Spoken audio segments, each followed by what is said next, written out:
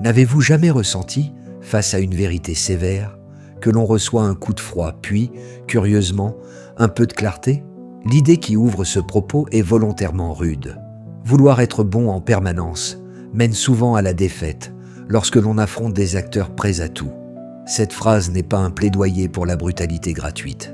Elle est une invitation à regarder la réalité sans lunettes roses, à accepter que la morale individuelle ne suffit pas, parfois, à préserver des projets, des équipes, des vies. Machiavel aurait dit que la politique, au sens large du mot, la conduite des affaires humaines, ne se nourrit ni de prières, ni d'illusions. Il conviendra, au fil de cette intervention, de garder cette référence comme un phare, non pas pour célébrer la perfidie, mais pour comprendre les règles du terrain où se joue le pouvoir. Pour comprendre pourquoi ces idées ont surgi, il faut d'abord replacer le décor. Florence, fin XVe siècle, n'est pas seulement une ville d'art et de grâce, c'est un plateau de tension. Des familles riches commandent des œuvres sublimes et dans le même souffle achètent loyauté et silence. Le pouvoir s'exerce autant avec des pièces d'or qu'avec des lames cachées. L'Italie n'est pas un État unifié, mais une mosaïque de cités qui se disputent territoire et prestige. Cette précarité politique forge des comportements. Celui qui gouverne apprend vite que la vertu, si elle n'est pas protégée, se fragilise.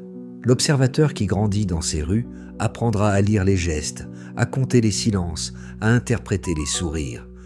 Le regard formé par ce milieu est essentiel. L'homme qui écrit, après avoir goûté à l'exil et à la disgrâce, choisit la plume comme arme. De la confrontation avec la perte, naît un manuel destiné à ceux qui veulent durer. Ce n'est pas un traité de cruauté pour la cruauté, mais une anatomie des faits. Comment protéger sa position? Comment éviter les pièges d'un entourage parfois plus dangereux que l'ennemi déclaré? Il s'agit de transformer l'expérience amère en savoir pratique. Machiavel, en ce sens, n'est ni prophète ni démon. C'est un analyste qui met à nu les mécanismes du maintien en puissance.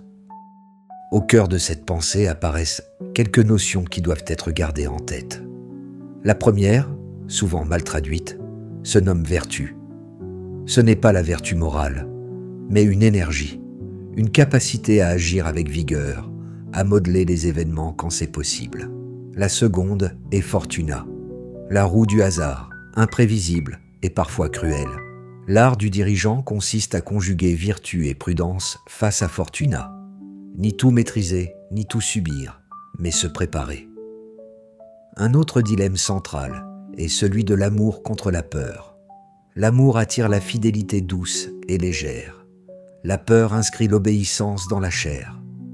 Une autorité fondée uniquement sur la bienveillance risque d'être balayée par un temps d'épreuve.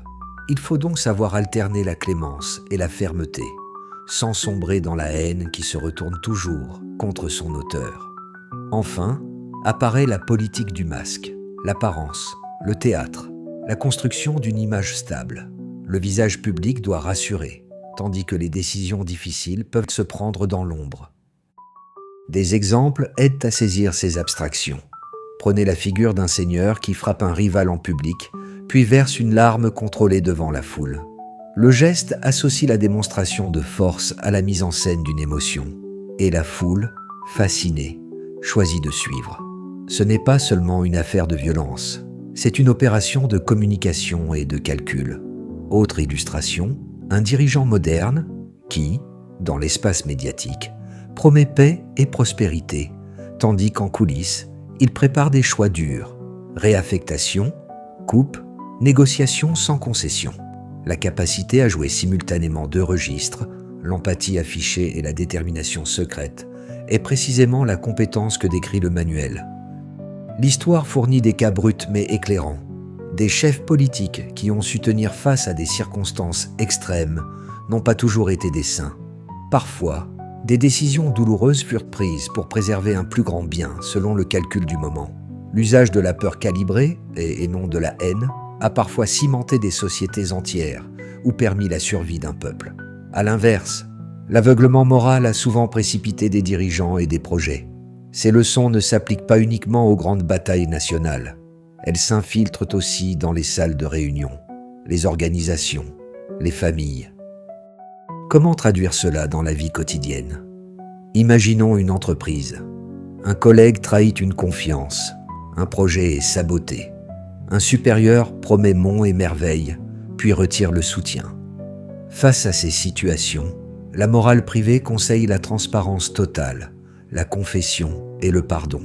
La stratégie, elle, demande de préparer des ripostes, de protéger les intérêts collectifs et personnels, de tisser des alliances solides.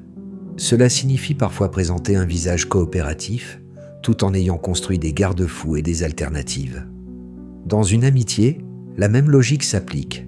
Il est sage d'accorder sa confiance, mais il est également prudent d'observer, de diversifier ses soutiens, de garder un espace de réserve. Aucun de ces conseils n'appelle à la duplicité permanente. Ils invitent à la lucidité et à la préparation. La tactique proposée est souvent résumée par l'image de la double peau, une surface visible douce et attirante et un intérieur résolu et affûté. À la surface, la posture rassure, elle gagne l'adhésion.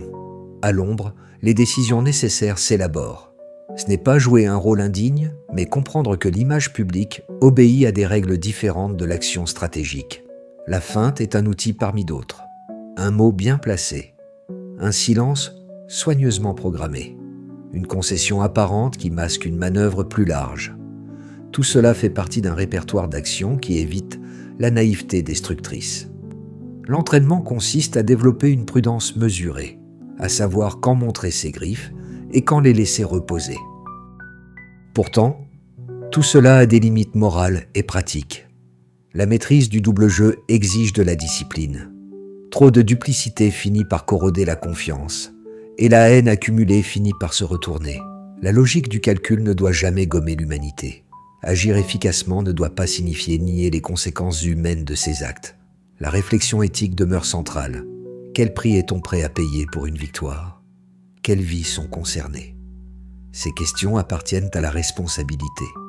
Être astucieux ne dispense pas d'assumer ses choix. Machiavel, souvent caricaturé, montre plutôt la rugosité du réel pour mieux interroger ce que l'on accepte de faire. Alors, que retirer pour agir aujourd'hui ? D'abord, ne plus confondre honnêteté privée et naïveté politique.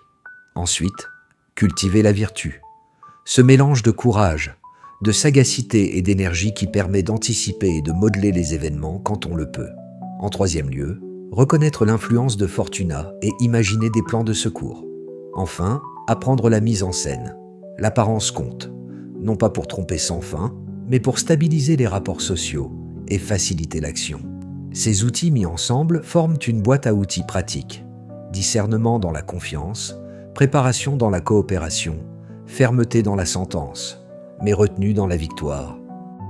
Se pose alors la question du sens. Faut-il devenir cynique pour être efficace ? La réponse est non. Il n'est pas nécessaire de renoncer à une boussole morale. Il convient plutôt d'adopter une éthique réaliste, agir pour le bien, d'un projet, d'une institution, d'une famille, en acceptant que les moyens parfois contraignent. Cette nuance demande du courage moral, choisir la moins mauvaise des options et en répondre devant les autres. C'est une charge lourde, mais qui humanise l'exercice du pouvoir.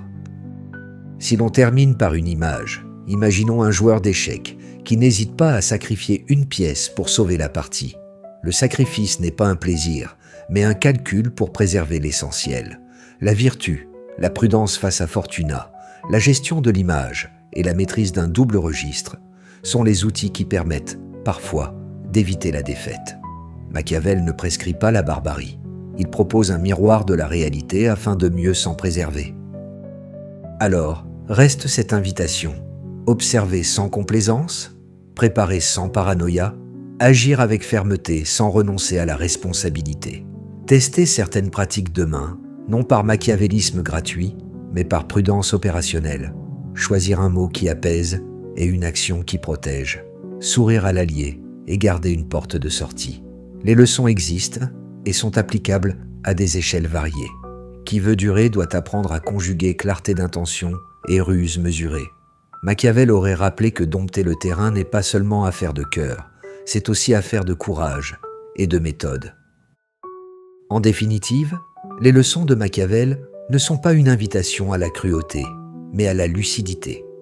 Elles rappellent que la bonté naïve se brise vite, mais que la brutalité aveugle détruit tout sur son passage.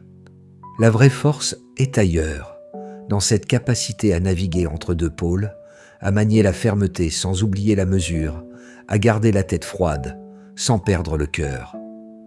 Machiavel aurait dit que le pouvoir est une épreuve de réalité, mais cette réalité n'interdit pas l'humanité. Elle oblige simplement à la rendre solide, protégée, préparée. Être stratège, c'est savoir avancer avec des armes cachées, mais aussi choisir quand les ranger.